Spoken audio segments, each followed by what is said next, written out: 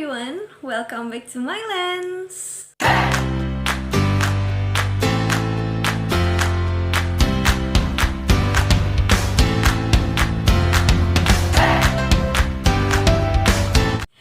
Hai teman-teman semua, dimanapun teman-teman berada sekarang, aku mau bilang makasih banyak ya buat teman-teman yang udah senantiasa mendukung karya-karyanya My Lens.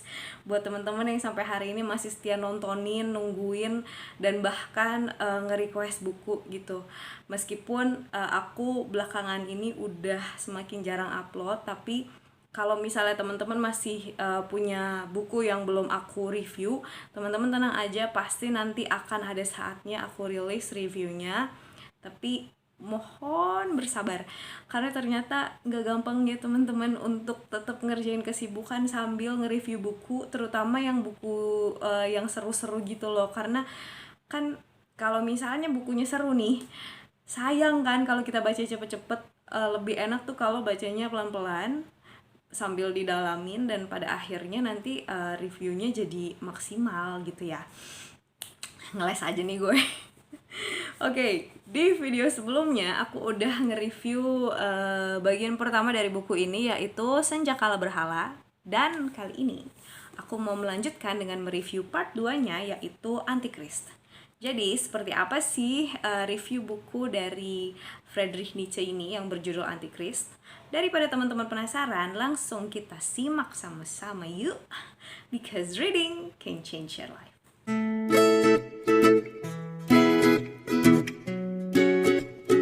Antichrist merupakan tulisan yang unik. Pada bagian pengantar, Nietzsche mengutarakan bahwa buku ini adalah milik sedikit orang, milik mereka yang dilahirkan setelah mati, milik para manusia unggul yang jujur dalam melihat segala sesuatu dan memandang kehendak berkuasa sebagai hal yang luhur, milik mereka yang memiliki keberanian untuk hal-hal yang dilarang.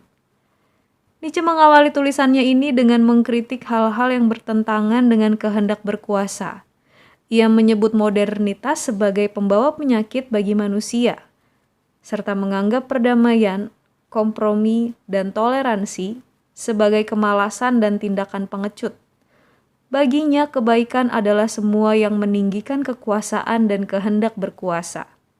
Keburukan adalah semua yang berasal dari kelemahan, dan kebahagiaan adalah meningkatnya kekuasaan, seperti ketika sebuah perlawanan telah berhasil diatasi. Kebaikan tidak dapat diraih dengan kepuasan diri atau dengan perdamaian, melainkan dengan upaya untuk terus-menerus menambah dan memperluas kekuasaan. Bagian pemikiran inilah yang di kemudian hari menjadikan Adolf Hitler sebagai pemimpin partai Nazi dan pengagung bangsa Arya Jerman setelah ia membaca tulisan Nietzsche. Kritik Nietzsche terhadap kekristenan diantaranya ditujukan pada ajaran tentang dosa asali, yakni ajaran bahwa manusia sejak awal telah jatuh ke dalam dosa. Menurut Nietzsche, ajaran ini membuktikan bahwa kekristenan telah memihak kepada segala sesuatu yang lemah, rendah, dan gagal, dan mengidealisasi hal-hal yang bertentangan dengan naluri mempertahankan kelestarian hidup yang kuat. Baginya, kekristenan telah merusak akal sehat dan sifat paling spiritual manusia dengan mengajar orang untuk melihat nilai-nilai spiritual tertinggi sebagai dosa, tipuan, dan godaan. Hal ini ia ungkapkan karena Nietzsche memandang hidup sebagai naluri untuk tumbuh, untuk bertahan, untuk mengakumulasi kekuatan dan kekuasaan, sehingga ketika tidak ada keinginan untuk berkuasa, terjadilah kemerosotan atau penurunan daya hidup. Nietzsche mengklaim bahwa tidak ada nilai-nilai kemanusiaan yang mendukung kehendak berkuasa tersebut, dan nilai-nilai nihilistik telah mengambil kendali di bawah perlindungan nama-nama tersuci.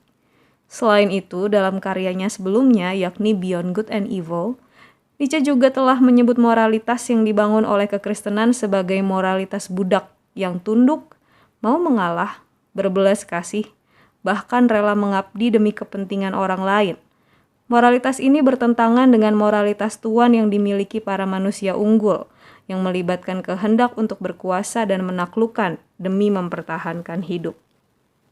Kekristenan dalam konteks Nietzsche adalah kekristenan pasca pencerahan yang baru saja memasukkan sains dan rasio sebagai bagian dari ajaran-ajarannya. Ajaran Kristen yang berkembang pada abad ini sering disebut teologi liberal dan turut diwarisi juga oleh gereja-gereja Protestan yang ada di Indonesia, khususnya yang dibangun oleh badan-badan Zending Eropa. Dalam ajaran Kristen pada masa Nietzsche telah muncul paham deisme sebagai warisan abad pencerahan. Deisme adalah pemahaman bahwa Tuhan menciptakan dunia ini lalu meninggalkannya untuk bergerak secara otomatis. Pemahaman ini berkontradiksi dengan keyakinan Kristen pada masa-masa sebelumnya bahwa Tuhan adalah penyelamat orang-orang lemah dan pembela orang-orang tertindas. Pemahaman ini jugalah yang melahirkan moralitas Kristen pada masa Nietzsche yang ia kritik habis-habisan dalam tulisannya ini. Menurut Nietzsche, pemahaman Kristen tentang Tuhan menunjukkan degradasi secara berkala, dimulai dari Tuhan yang penuh kekuatan, menjadi Tuhan yang penuh kasih dan berada di pihak orang-orang lemah, hingga akhirnya menjadi Tuhan yang berdiri sendiri dan tidak memiliki hubungan apapun dengan dunia yang diciptakannya. Nietzsche juga mengungkapkan bahwa bangsa Yahudi adalah bangsa yang paling unik, karena ketika diperhadapkan pada persoalan ada atau tiada, being dan non-being, mereka memilih ada atau being dengan segala risikonya. Mereka mendefinisi diri secara berlawanan dengan semua kondisi yang dulunya membuat suatu bangsa dapat mempertahankan kehidupan. Mereka membangun hukum-hukum tentang keadilan, cinta kasih, dan kemurahan hati, serta mewariskan nilai-nilai ini pada orang-orang Kristen, sehingga orang-orang Kristen bisa merasa anti-Yahudi, tanpa menyadari bahwa mereka adalah konsekuensi tertinggi orang Yahudi. Nietzsche juga membandingkan agama Kristen dengan Buddhisme dan Hindu. Menurutnya, Buddhisme lebih sesuai dengan insting alamiah manusia, karena di dalamnya tidak ada konsep dosa. Ajaran Buddhisme dibangun untuk melepaskan manusia dari penderitaan, bukan dosa.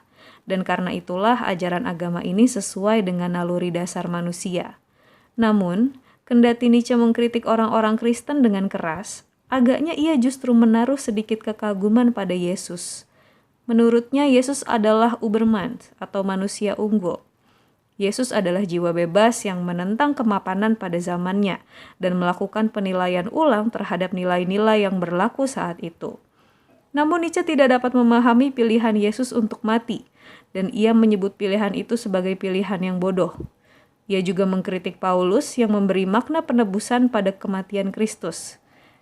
Nietzsche menentang konsep-konsep dasar dalam ajaran Kristen, kehidupan setelah kematian misalnya, kesatuan jiwa, dan kesetaraan derajat semua manusia. Yang terakhir ini memang agak mengejutkan, namun Nietzsche memang tidak pernah mendukung kesetaraan hak dan derajat manusia. Dalam Senjakala Berhala, kita telah melihat kritiknya terhadap dialektika Sokrates yang menurutnya adalah kompromi terhadap nilai-nilai luhur. Ia juga menyebut Sokrates sebagai rakyat jelata dan memperlihatkan dukungannya terhadap kaum aristokrat Yunani, sebab baginya nilai paling luhur adalah kehendak berkuasa. Mungkin dalam hal ini kita perlu memahami bahwa Nietzsche hidup pada masa pasca revolusi di Eropa, di mana nasionalisme Jerman mulai tumbuh dan terdapat pemberontakan yang menggerakkan provinsi-provinsi Jerman untuk membentuk pemerintahan republik dengan kedaulatan rakyat. Tidak jarang gerakan-gerakan tersebut menimbulkan chaos. Nietzsche tidak sependapat dengan orang-orang ini. Ia lebih setuju kalau Jerman dipimpin oleh para Ubermensch yang memang layak mendapatkan kekuasaan. Dan dalam hal ini, ia berpandangan bahwa semua orang yang adalah bangsa Arya Jerman sebelum menerima kekristenan sesungguhnya adalah Ubermensch. Beberapa pemikir yang mendukungnya berusaha untuk menyusun argumen bahwa Nietzsche tidak benar-benar menentang kesetaraan. Sementara beberapa yang lain melihat bahwa apa yang dijabarkan Nietzsche tentang kesetaraan bukan berasal dari keberatannya secara personal, melainkan kesadarannya bahwa hierarki adalah bagian dari hukum alam yang menghasilkan kehendak berkuasa. Manusia tidak mungkin menentang insting alamiahnya itu. Dengan terang-terangan, Nietzsche juga mengungkapkan bahwa kekristenan telah merampas budaya asli Jerman, juga budaya Islam yang dimiliki orang-orang Mur Spanyol yang sebenarnya lebih dekat dengan Jerman ketimbang budaya Yunani dan Romawi yang dibawa ke sana oleh gereja Barat. Ia bahkan membenci orang-orang Jerman yang telah membela dan memberi pertumbuhan pada kekristenan, seperti Martin Luther dan Immanuel Kant. Nietzsche menyebut mereka sebagai para manusia religius yang hanya memikirkan diri sendiri. Bagi Nietzsche, korupsi yang dilakukan oleh Paus saat itu justru menunjukkan kemenangan kehidupan dan naluri berkuasa, dan para reformator gereja justru merusaknya. Nietzsche menutup tulisannya ini dengan sekali lagi mengungkapkan bahwa ia mengutuk kekristenan. Baginya, kekristenan adalah bentuk kerusakan paling ekstrim yang dapat dibayangkan, sebab di dalam kekristenan, semua yang luhur seperti kehendak berkuasa dan keinginan menaklukkan dianggap dosa, dan hal-hal yang memberangus kehidupan seperti belas kasihan justru dianggap luhur. Buku ini memang diakui sebagai karya Nietzsche yang paling kontroversial dan paling sulit dimengerti. Mungkin kita dapat menerima kebenciannya pada nilai-nilai Kristen yang membuat orang-orang Kristen harus menyangkali hidupnya di dunia demi kehidupan setelah kematian. Namun, mungkin yang lebih membingungkan bagi kita yang hidup di zaman ini bukanlah kebenciannya terhadap kekristenan, melainkan kebenciannya terhadap nilai-nilai yang saat ini kita anggap luhur, seperti kemanusiaan, belas kasih, serta kesetaraan derajat bagi seluruh umat manusia. Di kemudian hari, tulisan ini turut mempengaruhi tumbuhnya nasionalisme Jerman dan menumbuhkan kebanggaan orang-orang Jerman sebagai bangsa Arya. Lebih dari itu, para pemikir dan pembaca Nietzsche terus ada dalam perdebatan tentang makna apa yang dapat diambil dari tulisannya ini. Apa kalian tertarik untuk berpendapat tentang makna tulisan ini juga? Menurut kalian, apa makna terpenting dari tulisan ini? So, itu tadi review bukunya teman-teman. Dan seperti yang aku tanyakan di bagian closing gitu ya, aku pengen tahu juga bagaimana pendapat teman-teman tentang karyanya ini, karya Nietzsche ini, dan apa sih makna terdalam yang teman-teman temukan dari Antichrist. Seperti juga aku biasanya mereview buku gitu ya, aku selalu berusaha untuk memposisikan diri untuk memahami kenapa sih penulis itu berpikir demikian, dan kali ini pun begitu. Aku berusaha menelusuri kenapa sih kok Nietzsche berpikir sebagaimana dia berpikir, khususnya kenapa dia mengagung-agungkan kehendak berkuasa, tapi di sisi lain juga merendahkan nilai-nilai yang justru mungkin menurut kita itu dianggap luhur gitu di zaman sekarang ya, seperti cinta kasih, kebaikan, perdamaian, bahkan kesetaraan. Nah, aku sampai ngebuka lagi biografinya untuk tahu gitu dia tuh emang di keluarga pernah diapain aja sih, dan aku juga ngelihat lagi tulisan-tulisan yang lain untuk bisa memahami ini gitu ya. Dan setelah aku membongkar-bongkar itu semua, well, I still don't get it.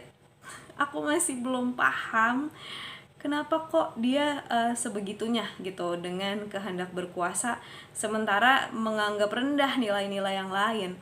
Karena kalau misalnya aku boleh ngebalikin dia nih, oke, seseorang sudah mendapatkan kekuasaan yang besar, bahkan dia sudah menjadi seperti yang Nietzsche sebut sebagai Ubermensch. Nah, and then so what? Maksudnya setelah dia dapat kekuasaan, terus dia mau apa gitu? Bahkan dalam kenyataan, aku sering ngelihat juga orang-orang yang notabene punya kekuasaan yang besar, ternyata mereka di dalamnya tuh ngerasa hampa, bahkan mereka kesepian, dan yang mereka butuhkan gitu ya, kalau mereka cukup berani untuk bertanya dalam diri sendiri, mungkin sebenarnya yang mereka butuhkan itu cuman orang untuk berbagi kasih sayang gitu. Dan di sini aku jadi berpikir, kalau memang yang kuduga tentang orang-orang berkuasa ini benar, berarti kan sebenarnya bukan itu nilai paling luhurnya dong, ya nggak sih?